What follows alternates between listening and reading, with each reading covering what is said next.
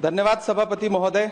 मैं आज इस सदन में खड़ा होकर हाशिए पर मौजूद देश के लाखों एससी, एसटी और माइनॉरिटी के छात्रों की तरफ से यूपीए की चेयरपर्सन रही श्रीमती सोनिया गांधी जी और पूर्व प्रधानमंत्री डॉक्टर मनमोहन सिंह साहब को सैल्यूट करूंगा, जिनकी कोशिशों से सच्चर कमेटी की सिफारिशों के बाद 2009 में कोचिंगों के अभाव में प्रतियोगी परीक्षाओं में हिस्सा न ले पाने वाले एससी, एसटी और माइनॉरिटी के छात्रों के लिए रेजिडेंशियल कोचिंग एकेडमी शुरू की गई थी।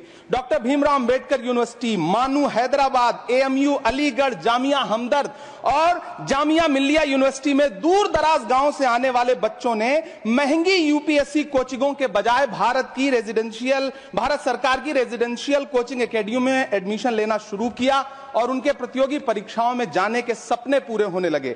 इसी से प्रभावित होकर मुंबई के हज हाउस में 2009 में एक कोचिंग सेंटर शुरू किया गया, जिसके लिए सरकार से कोई फंड नहीं लिया गया, बल्कि हाजियों के रजिस्ट्रेशन फीस और सर्विस चार्जेस से बनने वाले हज कमेटी के कॉर्पस के एक हिस्से से इसे शुरू किया गया। तकरीबन 10 साल शानदार तरीके से चलने वाले इस कोचिंग सेंटर के रिजल्ट भी बढ़िया रहे। कई आईएएस दिए, आईपीएस दिए, महाराष्ट्र की स्टेट सर्विसेज में बच्चे सेलेक्ट होने लगे।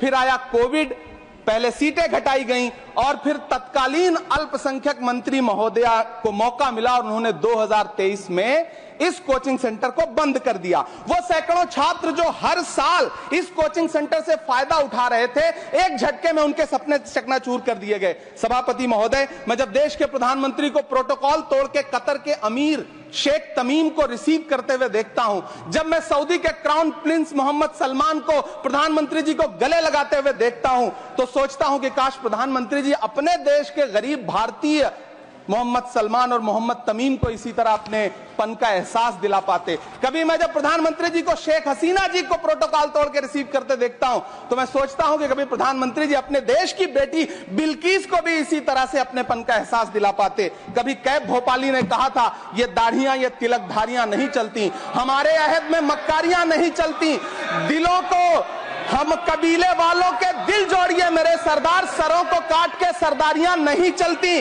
सभापति महोदय, मेरा अल्पसंख्यक मंत्रालय से अनुरोध है कि हाजियों के पैसे से चलने वाले हज हाउस कोचिंग के कोचिंग सेंटर को फिर से शुरू किया जाए।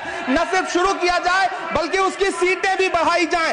जब पैसा सरकार को नहीं देना है बल्कि हाजियों का जो कॉर्पस सैकड़ों करोड़ रुपए के रूप में इकट्ठा है, उससे इसको चलना है कोचिंग सेंटर को, तो फिर इस कोचिंग सेंटर को चलाने में और देश के बाकी हज हाउसेज में इसे शुरू करने से सरकार को परेशानी क्या है। मेरा अनुरोध है, यहां मंत्री महोदय बैठे हैं, अल्पसंख्यक मंत्री, कि कृपया संज्ञान लें। देश के लाखों छात्र आपसे गुजारिश कर रहे हैं।